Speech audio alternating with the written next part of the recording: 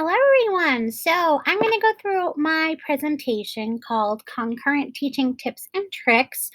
Um, the way I gathered all the information for this session was my own husband has been teaching concurrently since September, and I belong to a myriad of groups online that I kind of went through and asked people what's working for you, what's not working for you, what are your biggest suggestions. So we're going to go through and I'm going to show you some of the big suggestions that they have on teaching concurrently. So again, teaching concurrently would mean that you have children at home and children at school. And so a lot of my research, they've used a bunch of different names. I like the roomies and the zoomies. Sorry, it makes sense. So roomies would be the kids that would be inside the room with you, and your zoomies are going to be your kids at home. So for the sake of all my presentations, that's what we call them, the roomies and the zoomies. So let's go ahead. I've broken this down into different categories to help you wrap your head around it. So content delivery. Content delivery, the big thing that came up for throughout all of the threads for my husband, everything was that continue using Seesaw or Google Classroom to push out content. I know that a lot of people are going to want to get into the classroom and get kids, working on fine motor skills more and working with pen and paper. And that is absolutely fine. You are more than welcome to. But a lot of teachers said, continue to keep everything digital. One stream for distribution of work is less confusing for both the teachers and the students. If you're making photocopies and pushing out through Google Classroom, that's twice as much work. It is going to be helpful for you to just streamline it and continue to use the learning management systems that you've become so amazing at during the year. One teacher said continue to have all content turned in online. Actually, it was more than one teacher. It was a lot of teachers. So again, we're going to feel like we need to be collecting paper. That's fine. But a lot of teachers said it became too confusing. They also physically didn't want to touch the paper. And then, did a kid hand it in digitally, not digitally? So what they would do is if kids did work on paper, they had them take a picture using their Chromebook and either put it into their Seesaw or their Google Classroom. So that when the teacher comes in to Seesaw or Google Classroom, there's their 24, 30 students, and there's their assignments for all those kids. Not some kids are in my Google Classroom and other kids are in the bin in the back of the classroom. That became too confusing. And they said, so basically having multiple streams of handing in work was confusing. So continue to have them hand it in to digitally. Okay. So continue to deliver content through Google Slides and Jamboard. You guys have Jamboard, Nearpod, Seesaw, all of these. Basically, you guys have become so amazing at this that it is more equitable for them to receive it in a Google slide, for them to receive it in a Jamboard. We're going to be tempted to online Zoomies do Jamboards and kids in class do sticky notes. And I think keeping it digital means everybody is getting the same level of education from you. Big thing was do a dry run with your fellow teachers. So take some turns, have some teachers sit in your class, some teachers sit down the hall, and test it out. Test it out. I was in a classroom today with a teacher that was testing it out with her students. They were telling them exactly what types of microphones they liked, where they liked the video camera, that sort of thing. If you practice ahead of time, it is going to help you troubleshoot it and experience it before the kids come in. This time is stressful enough. At least having a setup done is going to make you feel better. But again, you might walk in those first 3 days and that setup doesn't work, but you did your research, you planned things out, and you practiced, so you knew what to expect.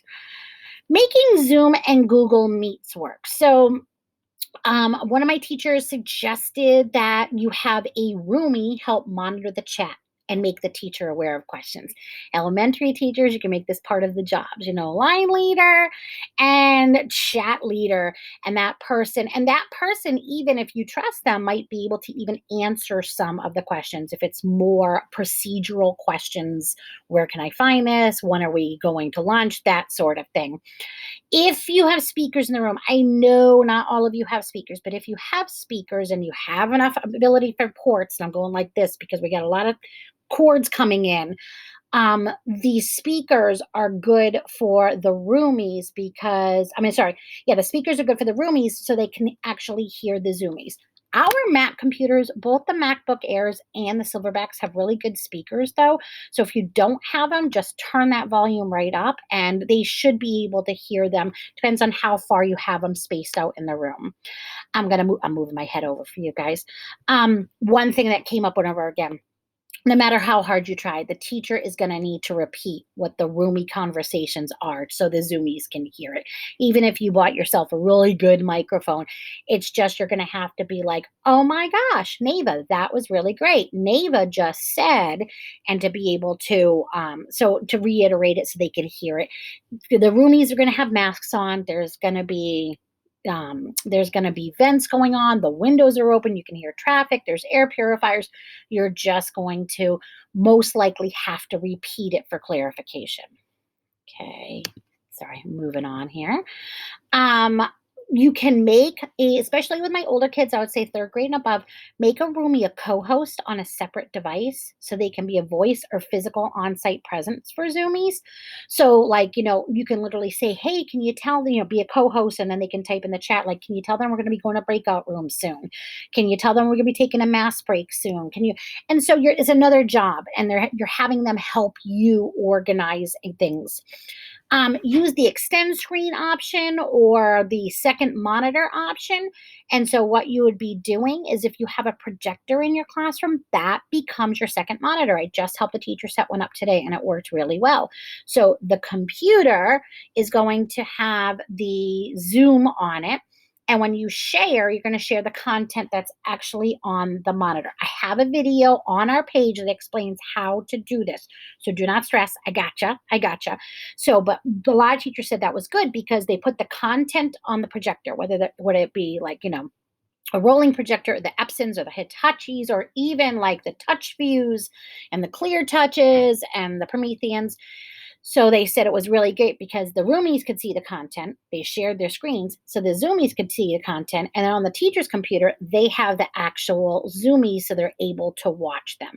I also had teachers that are putting the content on the smart board and then making the window a little bit smaller and then putting the Zoomies on the smart board and making it a little bit smaller and doing it side by side. So the roomies can see Zoomies and content at the same time, and they feel a little bit more like they're part of the classroom. Our Zoomies, sorry. Okay. Let's see. Small group work. Gonna move my head again. Here we go. Roomies, obviously we can just continue making it. Roomies work with roomies and Zoomies work with Zoomies and breakout rooms. And that is really good. I had one teacher say to me that she felt like that wasn't creating enough of a classroom. So she challenged herself to just once a week, having the Zoomies grab their computers, join the Zoom. Having the roomies grab the computers, join the Zoom, and then she put everybody into breakout rooms like we did during the actual remote learning. So now everybody's mixed up because she said she found that the kids at home got kind of tired of being always with the kids at home. You might have 12 in front of you and 12 at home. And so those 12 are constantly in like a series of groups. So what she was doing is she would mix it up, and she would make sure that like on Fridays she would do this, that like, if she had groups of 4, 2 of them were from in school and 2 of them were at home. 2 were roomies and 2 were Zoomies. And she said it kind of boosted morale and good for idea sharing and great for book groups, that sort of thing. There we go. That's so sorry. I was like, oh, I got that done. Okay. Then online students can join small groups with class students or communicate via a buddy system. That was a big thing with older kids. I had one teacher that said that the kids connected just using texts, They actually, like, like a homework helper, a person in class pair with a person outside of class so that they had one person to reach out to. So it could be, doing using Remind or a Google Doc or something to be able to communicate. Some teachers have said that they have kept it just like Zoomies, meaning all students are on Zoom, whether they are roomies and Zoomies. So they took their remote learning and they just moved it into the classroom. I've seen videos of this. It works absolutely fine. I've been told that the Wi-Fi should be able to handle it, the bandwidth, which is good. Problems would be wonky Wi-Fi day. We know that happens. Kids are gonna have to work on their audio because if every kid in the class that just has their audio on, you're gonna get that massive feedback. So either the kids are gonna have to use headphones and earbuds, or the kids can actually just put their whole computer and Chromebook on mute because the roomies are going to have you there. They're going to hear you. They don't need to hear you through the Zoom. And let's say you have your computer on, they're going to hear the Zoomies. They don't need to hear them through the Zoom. So I talked to a high school teacher who did this. So she has them go on mute. If they have earbuds, they can pop the earbuds in. Community and class routines, especially for my elementaries. If roomies have classroom jobs, give some to Zoomies. Make some Zoomie jobs. They could be the weather, online attendance, morning and afternoon greeter. So basically build that sense of community, even though half of you are at home and half of you are at school. Keeping what this came up big time was like consistency and organization. So a lot of teachers said a week at a glance or a daily agenda to help the Zuni learners know what is happening and when it is happening. So, when we were in remote learning, the kids got really used to the schedule and they were relying on you. They're not going to be taking mass breaks. They're not going to be doing hand washing breaks. So these are not new. These are very new breaks to them. So having some sort of a daily agenda or a weekly agenda that lets them know the academics they need to be working on and what time they need to be working on it and the different activities that have now been put in because half the kids are back at school will help them and they won't feel like, oh, I don't know what I'm doing because I'm at home. When calling on students, take turns between roomies and Zoomies. So there's one teacher who just said she was worried she was going to ignore the Zoomies. She actually figured out she was ignoring the roomies. And so she just in her head, she made her do one, then the other, then one, then the other, then one, the other. Now, my husband teaches middle school math. And what he has found is he started doing this. He has found that his Zoomies have more questions because they're not there and they can't grab him in between periods. They can't at the end of a lesson, oh, Mr. Wilkins, can you tell me how to do this? They can't do that. So he said in general, he finds that he does 2 Zoomie questions to 1 Roomie question, and that has worked for him. Keep content. We talked about this, but I wanted to put it in again. Keep content digital for all learners. Creating 2 streams of activities is time consuming and cumbersome for the educator. You are more than welcome to not do this, but this is the way that teachers have said they've not lost their minds. That literally, I just kept everything digital. We still grabbed our Chromebooks and worked on Seesaw, all of us at the same time. I still had everybody on ST Math. I still had everybody, on Google Classroom, and it worked. Have a very predictable routine. Again, the Zoomies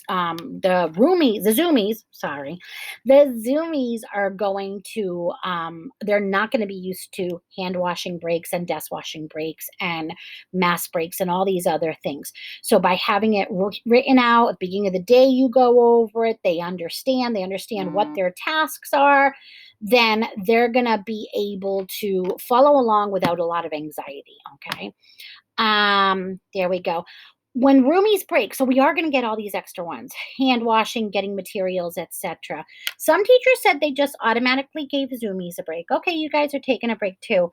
Some people said that they found that this was a good time for Zoomies to continue doing work on activities that naturally, like the kids in class were completing things a little bit quicker because they were with the teacher. So it was a good time. If you have a paraprofessional, this might be a time for a paraprofessional to check in with the Zoomies to see how things are going while you're taking the kids on a mass break. So these are just definitely some of the options.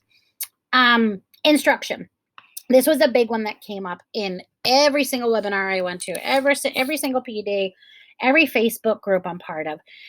No matter what, the quality of an in-class live launch is not going to be good, not going to be as good for Zoomy learners. You're going to have one mask, two masks, a shield, an air purifier, the vents that go on and off, the windows open, and the sounds of the city coming through them. No matter what, it's not going to be great. So a lot of people suggest you always launch with a video. That video could be, that video could be from YouTube that you found. That video could be from the Eureka, from the Teachers College, from MOSA Mac, from Mystery Science, or you might make your own videos. We have Screencastify as a district, so you can make a video like I'm doing right now. Kids do love these because they see your face. They don't have to, but they can see your face and they see your voice.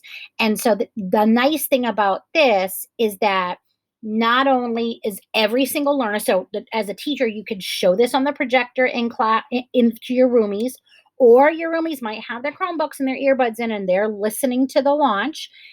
And then the Zoomies get the same quality of launch as the kids who are inside the classroom. But then for our kiddos that have some like processing speed issues, you pop this up on Seesaw and you pop this up on Google Classroom, and now whatever they missed the first time, they can watch it again. A second time, a third time, they can rewind it. Now you are differentiating. Now you are offering scaffolding in order for them to understand what they need to do. One teacher did say if you are going to launch live, like if you're going to do a morning meeting sort of situation, you might consider recording it. So using your phone or a tablet, or if you have another computer in the room, record it as close with audio as you can, and then post it up later. So if the Zoomies did miss something, they could watch it. I, though, suggest launching with video. That's big for me.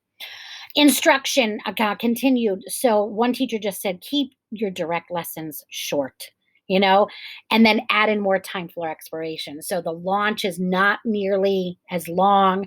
The launch is very direct so that you can get to work. So now kids are working in the classroom and kids are working on Zoom, and you can bounce back and forth. And then another teacher said whenever she did the guiding questioning activity, she had her roomies on whiteboards writing down their answers and popping them up to show them to the Zoomies, and the Zoomies were putting it into the chat. And she had a chat monitor helping her out and saying, oh, so-and-so said this and so-and-so said that. If you go to the website that you're probably finding this on, you're going to find a growing and curated list of videos that have some teachers that are actually doing this and resources for concurrent teaching. I got articles in there. I got podcasts. I am a research person. If I don't know how to do something, I'm going to find out how to do it. And I'm going to read about it, listen to it, watch it, and all those things in order. So this list keeps getting bigger and bigger. And there we are. That's us, Vero, Art, and I. So please do not hesitate to reach out to us. I think the biggest advice I can offer you is the same advice we've been giving through this whole thing. Give yourself grace. And it's okay. Like if you transition, you go straight from this is what I did in remote, and the first 2 weeks I'm coming back, I'm going to do the same thing in the classroom. Go for it. Do that and then figure out what works for you. Figure out if you can make it easier. Figure out if this is how you're going to proceed until June. Just make it easy for yourself that you're not torn in so many directions. Keep things digital, video launches, that sort of thing. I hope this was helpful.